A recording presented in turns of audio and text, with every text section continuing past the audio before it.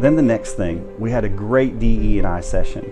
Diversity, equality, and inclusion. Very open conversation, transparency. The key takeaways from that is that when we talk about diversity, oftentimes people think about the visible things of diversity.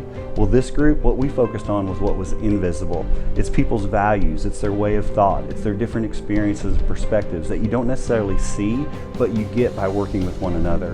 And what I learned from this group, it was about collaboration, about inclusiveness, and about learning from one another, having a sense of belonging. It just really energized me. Glad to be part of this event, glad to be part of the team, and just meet our partners out in the field and in the market. It's a great event, great future for Shaw and our designers. Thank you. Discussions around design, around diversity and inclusion really indicate how alive and important these topics are for any business to succeed in the Indian market.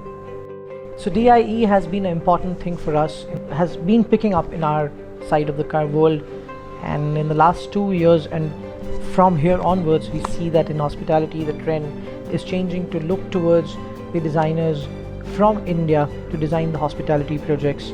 That's a great boost to the DIE factor for the designers to be designing the hotels, and sustainability as well.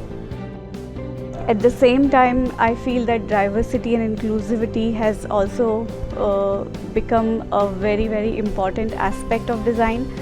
We keep it as top of the pyramid to start or to design any space. We feel that it has to be by default included into our design solutions. A very important topic today is diversity, equality and inclusion. And like we've said, D&I and inclusion just goes beyond the gender. It's not really the male-female ratio.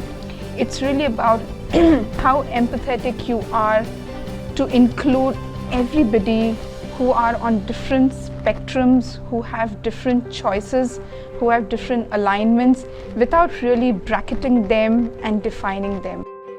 There's the ratio of men-women is changing. There's also in subtle sense where you don't see very apparently, but whether inclusivity is coming in the design. Whether you're looking at the lifts, which are more adapted to whether it's physically challenged or whether it's for people for the blind, or whether you're looking at the toilets where LGBTQ community, they're focused on that, the toilet trends also.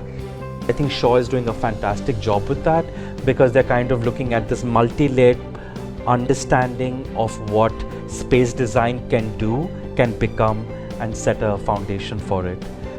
Diversity at work, inclusivity at work. So there's been intense discussions on all of such topics.